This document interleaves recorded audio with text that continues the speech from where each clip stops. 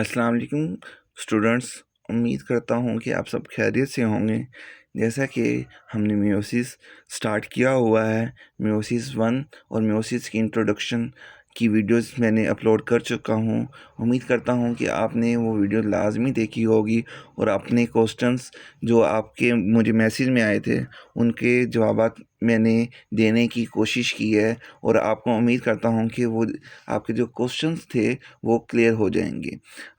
और सबसे पहले वो स्टूडेंट्स जो मेरे चैनल पे न्यू है, सबसे पहले वो मियोसिस के बारे में, मियोसिस का इंट्रोडक्शंस और मियोसिस वन की वीडियो देखकर फिर मियोसिस टू स्टार्ट करें, ताकि वो आसानी से इसे समझ सकें और ताकि उन्हें समझने में कोई मुश्किल, कोई दुश्वारी पेश ना आए। आज का हम टॉपिक स्टार्ट करते हैं। जो आज का हमारा टॉपिक है मियोसिस टू। मियोसिस टू को हम क्लास क्या कहते हैं? मियोसिस टू को हम क्लोजली रिजेंबल टू माइटोसिस भी कहते हैं। रिजेंबल का मतलब होता है मिलना, क्लोजली मतलब उससे बिल्कुल करीब तर मिलता है माइटोसिस से मियोसिस टू। इसके बीच 4 फेजेस आ जाते हैं क्लास। पहला फेज हम पढ़ते हैं prophase two, metaphase two, anaphase two, telophase two. Class इसके अंदर सबसे पहले हम इसके साथ टू क्यों लगा रहे हैं? क्योंकि हम मियोसिस टू पढ़ रहे हैं, मियोसिस की दूसरी डिवीजन पढ़ रहे हैं, इसलिए हमने इनके साथ, इन फेजेस के साथ हमने टू लगाया है। सबसे पहले हम प्रोफेज टू के अंदर पढ़ते हैं। जैसा कि हमने माइटोसिस में भी पढ़ा है कि chromatin condense take shape of chromosome. Chromatin किसकी शेप ले लेता है? क्रोमोसोम की। सेम इसी तरह माइटोसिस में हुआ था और मियोसिस टू में भी ऐसा ही होगा। Nuclear envelope and nucleoli disappear, दोनों जैसे माइटोसिस में डिसअपेयर हो गए थे, गायब हो गए थे, इसी तरह मियोसिस टू में भी हो जाते हैं। सेंट्रियोल्स मतलब सेंट्रोसोम डुप्लीकेट होंगे, मूव टू ऑपोजिट पोल्स हो जाएंगे और स्पिंडल फाइबर्स क्या होंगे? क्लास बनेंगे। अब आपको पिक्चर में दिखा देता हूँ क्लास। इसके अंदर क्या हो रहा है क्लास, ये देखिएगा। अभी इसके अंदर ये देखिए सेंट्रियोल्स डुप्लीकेट्स होके स्पिंडल फाइबर बन चुके हैं क्लास, अभी मगर वो क्रोमोसोम के साथ अटैच नहीं होंगे। जैसे ही ये मेटाफेज में जाएगा, इसका ये न्यूक्लियर इन्वेलप और न्यूक्लियोलस डिसअपेयर और गायब हो जाएगा। अब हम मेटाफेज टू के अंदर क्लास इंटर होते हैं, मेटाफेज टू के बारे में पढ़ते हैं। मेटाफेज टू के अंदर क्या होता है क्लास? क्रोमोसोम जो होते हैं अटैच एट सेंट्रोमेयर। सेंट्रोमेयर में क्रोमोसोम अटैच होते हैं किसकी मदद से? स्पिंडल फाइबर की मदद से। और सेंट्रोमेयर के अंदर, सेंट्रोमेयर किससे मिलकर बनता है क्लास? ये एक काइनेटोकोर, ये क्या है? एक प्रोटीन का नाम है। सेंट्रोमेयर काइनेटोकोर प्रोटीन से मिलकर बनता है।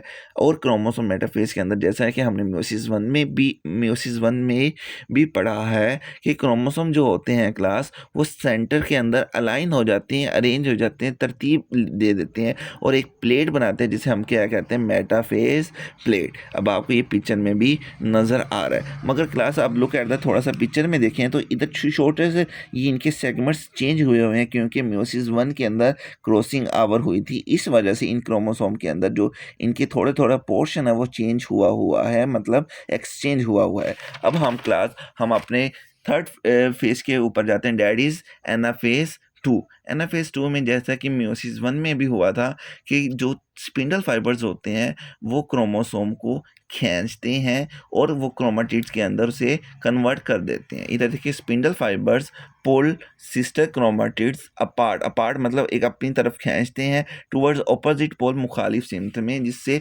आपको इस स्ट्रक्चर से समझ आ जाएगा कि ये, अब देखें क्रोमोसोम था पीछे हमने मेटाफेज में, अब वो क्रोमेटिड में कन्वर्ट हो चुका है। उसके बाद हम क्लास टीलोफेज के अंदर आ जाते हैं। टीलोफेज में क्या होता है क्लास? दोबारा स्पिंडल फाइबर डिसअपेयर हो जाते हैं, स्पिंडल फाइबर गायब हो जाते हैं।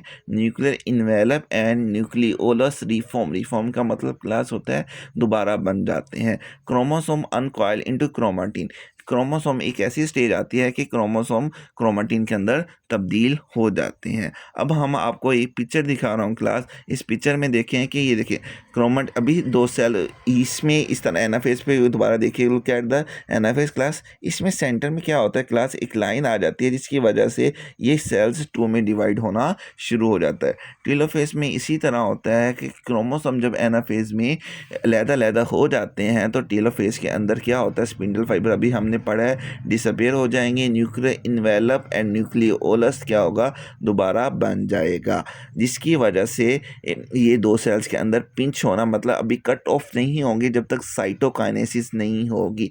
जब साइटोकाइनेसिस होती है वहाँ एक एंजाइम रिलीज होता है एंडोन्यूक्लियसिस, जिसे हम सीजर का भी नाम देते हैं, आप बड़ी क्लासेस में उसका पढ़ेंगे। वो इधर रिलीज होता है और इसे सेल्स के अंदर डिवाइड करता है। अभी इधर देखिए क्लास, अब हम साइटोकाइनेसिस के ऊपर आ जाते हैं। साइटोकाइनेसिस 4 डॉटर सेल्स, कितने क्लास, 4 डॉटर सेल फॉर्म होंगे with half number of chromosome. ऊपर देखिए, ऊपर तो मैंने दो सेल्स हैं, दो सेल्स बनने चाहिए, नहीं क्लास। मियोसिस 1 में हमारे पास, अब हम मियोसिस 1 के ऊपर चले जाते हैं क्लास। मियोसिस 1 के अंदर हमने पढ़ा था क्लास, ये देखिए दो सेल्स बने हैं साइटोकाइनेसिस में, दो सेल, यही दो सेल दोनों ही मियोसिस करेंगे, मगर मैंने आपको डायग्राम की मदद से एक सेल को शो ऑफ करवाया है। जब हम मियोसिस पढ़ते हैं क्लास, मियोसिस में 4 सेल्स बनते हैं। अब आपको बुक की मदद से भी मैं आपको क्लास, बुक की मदद से भी मैं आपको दिखा रहा हूँ। इधर देखिए दो सेल्स हमारे जो मियोसिस 1 में बने थे, वो दोनों ने ही डिवीजन किए, दो सेल एक सेल से बने, दो सेल एक सेल से बने। इसलिए कहा जाता है कि जब मियोसिस से 4 हेप्लॉइड डॉटर सेल्स बनते हैं, ना कि दो सेल्स बनते हैं। उम्मीद करता हूँ क्लास कि आपको मेरी ये वीडियो अच्छी लगेगी और आपका जो मियोसिस 2 है सिमिलर टू माइटोसिस है, जिन्हें माइटोसिस अच्छी तरह समझ आया था, उन्हें इस मियोसिस 2 में भी कोई मुश्किल नहीं होगी। अगर फिर भी आपका कोई भी ऐसा क्वेश्चन जो आपको ना समझ आए तो आप कमेंट्स में मुझसे पूछ सकते हैं, और उम्मीद करूँगा कि इंशाल्लाह मैं आपका उस सवाल का जल्द से जल्द जवाब दे सकूं और आप कोई भी सवाल है उसे क्लियर कर सकूं और आपकी जो मुश्किलात हैं, कन्फ्यूजन है, उन्हें दूर कर सकूं। उम्मीद करता हूं कि आपको मेरी ये वीडियो पसंद आएगी। अगर आपको पसंद आए तो आप लाइक शेयर कमेंट्स लाजमी करें और मेरे चैनल को लाजमी सब्सक्राइब करें। ऑनलाइन बायोलॉजी बाय अबू बकर। अल्लाह हाफिज़।